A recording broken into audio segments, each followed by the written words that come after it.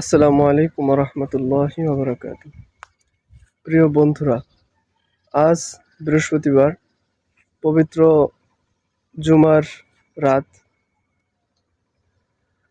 আমরা সবাই জানি যে জুমার রাত মানে রাত আগে আসে, দিন পরে আসে।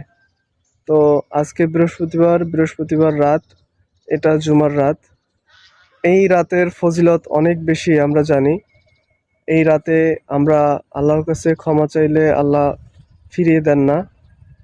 তারপর দাজ্জালের ফিতনা থেকে বাঁচার জন্য আমাদের একটি দোয়া শিখিয়ে গিয়েছেন, একটি সূরা শিখিয়ে গিয়েছেন মহানবী সাল্লাল্লাহু আলাইহি ওয়াসাল্লাম।